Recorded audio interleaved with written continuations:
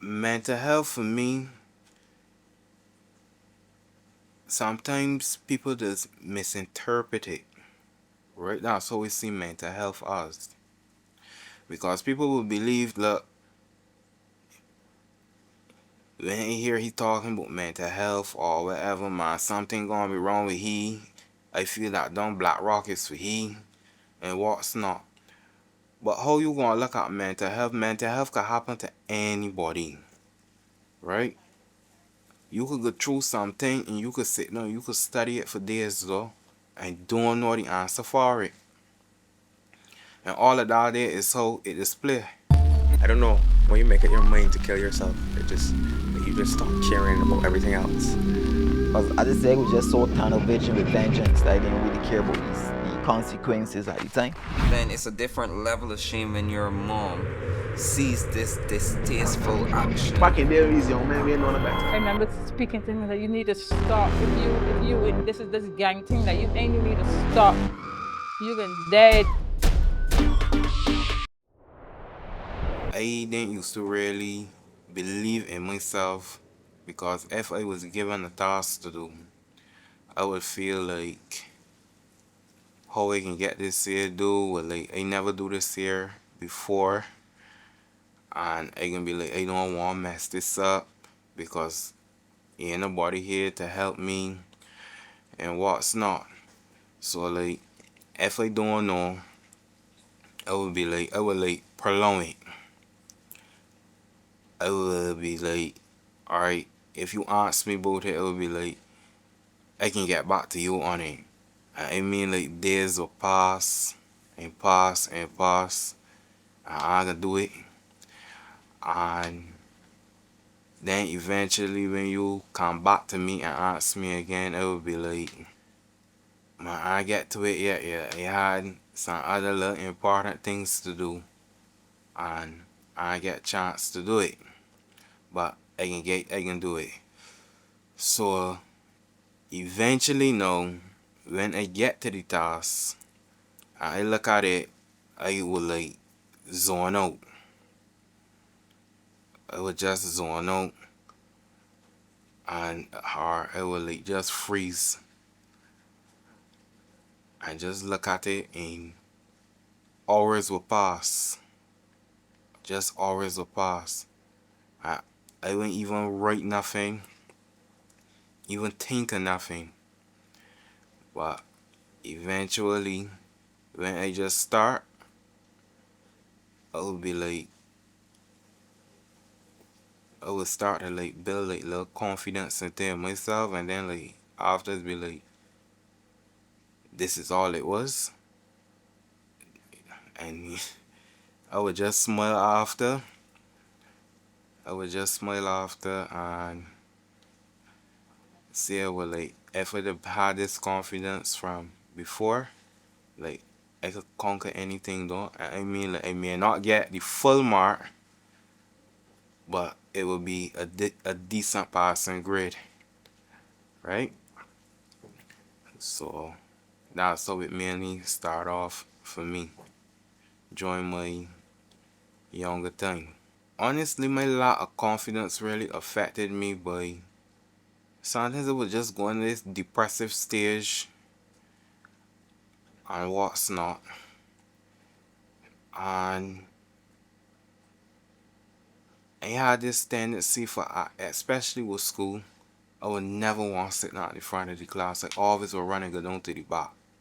Because I would be like, you know what, if I down in the back, is a less chance of me getting called on to do anything. That's how it was for me. So like being with my friends and what's not, I was like I would be like dependent on them like what's the answer for this here, how you get this here do, what's not man. I believe you instead of we sitting down and discussing, I would be like man, do it for me. And what's not or for me it will always be an excuse. Like why I shouldn't do it. Or like why I shouldn't come forward and explain to somebody and say well like I ain't got understanding to it. Come and sit down and discuss it with me. I would just be like, they're silent. Just when my mouth there pen down and just staring. But honestly, how I used to do it, it would make anybody feel that I'm focused, right? And I got all the understanding in the world to understand what's going on. But when you really check it, I did saying no with a blank mind. It just there blank. And I got understanding and I know nothing not going on. You understand? But eventually I get tricked out my own game. One day I was called upon to do something. When it stand up, you could have dropped $2 on the ground and you would hear it and you would know where it lying. Because like, it would just stand up and my mouth would just be pinned down and it would go and take me about the next 4 or 5 or 6 hours for me just to get that one question answer. So that's how it was for me during when I was like in class or like if I in a crowd of people, right? Especially when I in a crowd of people, I guess you will call that their stage fright. Will come to me and I ain't telling you, I used to get some cold sweats out of this world. Cause no confidence in there, nothing at all in there for me. I just like, man, I can't wait till the day done. That's all I want. I just want the day done. Let me get past this here. That's how it was for me. But going forward, with my career now, when I started to work, this was actually my first job, and I was also doing my apprenticeship there too. Well, I find that at points in time, I was being verbally abused by the boss because back in the past too, I would have worked with him, and throughout the years of my studies, I would have stopped doing mechanics and I went on to do metal work where I had done that at skills training. So certain things in mechanics I would have forgot. So like in going forward and things like if you had to like show me over certain things and what's not, you would get like very agitated that it started to lead to him cursing me and what's not. So I would never say nothing, I would never come home and say anything or nothing. It would be just like, you know what, the day done, let me see what tomorrow gonna bring. That's how it used to go for me. So like after I find that it was becoming something very regular, I mean like it just went from regular to being a everyday something to a point that one day my mother had an appointment somewhere and I told her, she man, I can go with you. And it rang a bell inside that she had. And she was like, you wanna go with me? Well, you know how much places it's down when I come and go, and when it's no wanna go, very strange, you wanna go with me no. And she asked me this question, something going on with you at work? I said no, nothing ain't going on. I just wanna go with you. But deep down inside she knew something was wrong. Something ain't right with my child. Cause he don't get on so. Cause she would be like, the person that I know if I tell he to come and go with me, nah, he gonna find all kinds of things to do not to go. So it was this particular Friday. I mean like something that happened to me, he cursed me so stinky morning at work. No boy. I said no boy. I'm getting in the shower today. That day I never get so vexed yet. I had to pour oil inside the car. And my head is so hot that I pour a bit too much. So when I realize now, when I come off of my horses now and I check back the oil and think I had to end up going back and drain off son. Not knowing he in the background there watching. So when he see me drain it off, I correct the problem, everything. He called me inside of the office now and tell me, he point at my toolkit there, he's staring and say, you see you and that there? You could left here and don't come back until they call you for your vacation money. And it was like, alright, okay. And they just walk and went long. So my journey from there now, I journey to town.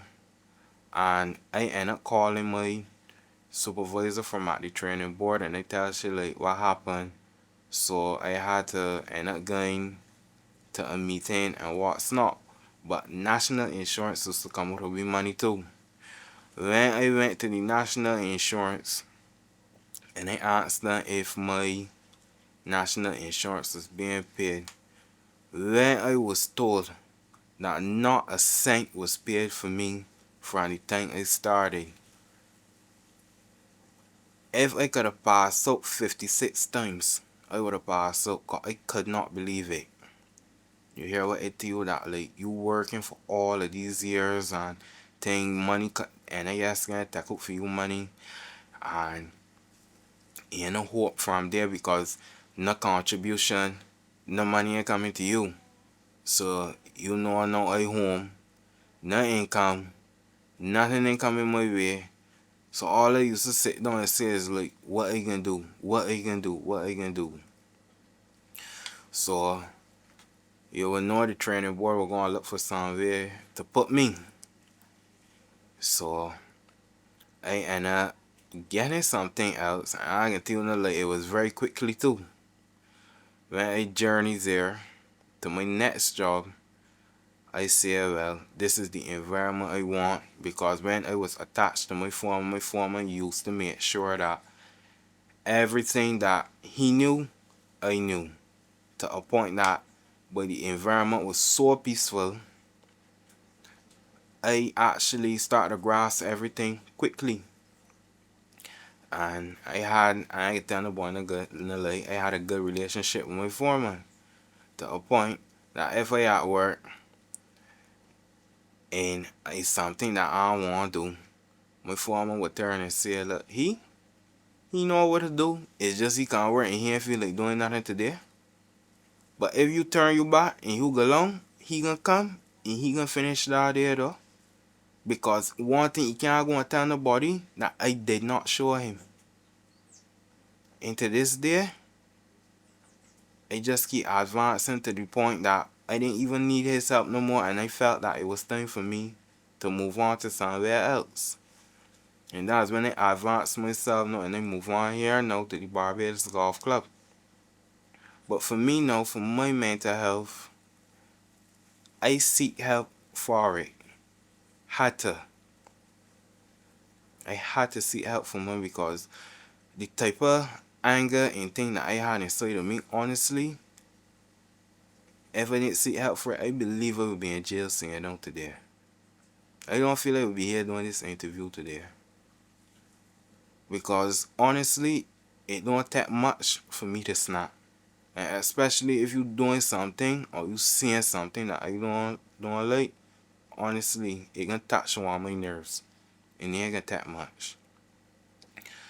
But as the days going along, when I was getting the help that I didn't need, 'cause I used to intend as I would say I was in the Supreme Counseling program, and still too I was attending the clinic at Hoistings, and they would have worked to me to a point that they would feel like till the day they decide that I was to the point that I should be.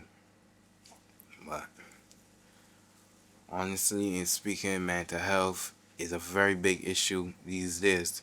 Cause even nowadays, like one thing you could have sit down and make a joke with somebody, and till today, no, you can't even really make a joke with somebody. Cause if you barely say something, no, somebody ready to beat you or kill you. And that is the God and honest truth. And normally, no, if you barely brush somebody or talk somebody, if you don't say sorry quick, you can either end up in the hospital or end up in Lyndhurst. So to me, how I would say compare from back then to now, I would say that mental health is a very big something now. My turnaround point, like after going through the counseling sessions and like talking with like my family members and thing,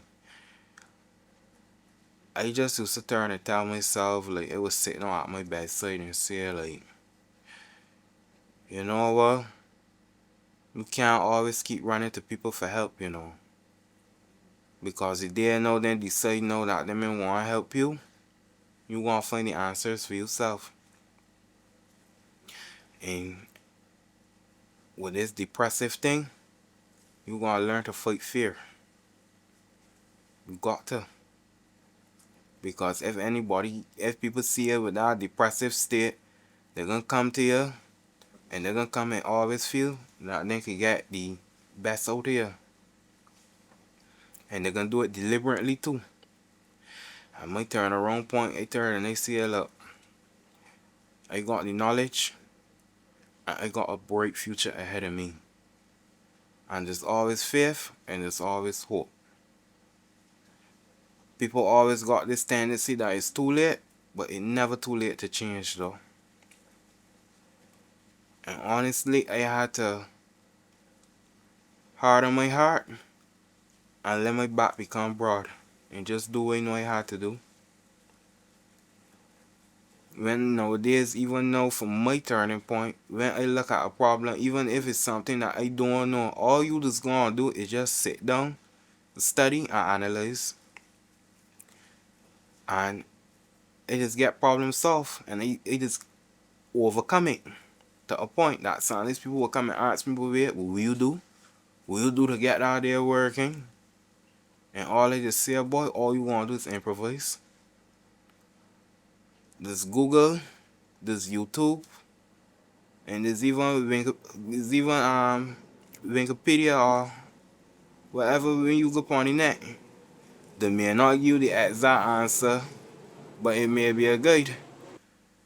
Well, my advice to the young people that would be going through what I would have been went through what I went through, or is going through what I went through, always hold your head up high. And if something bothering you, don't be afraid to go and seek help or talk to somebody. And always remember, there's hope and there's faith. That's my advice. And that's the road and the way that I took. And it worked out for me. And I believe if it worked out for me, it could work out for you also. I don't know, when you make it your mind to kill yourself, you just stop caring about everything else. Because I just say we just so tunnel vision with vengeance that I didn't really care about the consequences at the time. Then it's a different level of shame when your mom sees this distasteful action. Back in there is young man, we ain't know no better. I remember speaking to him that you need to stop. If you in this gang thing that you need to stop. You been dead.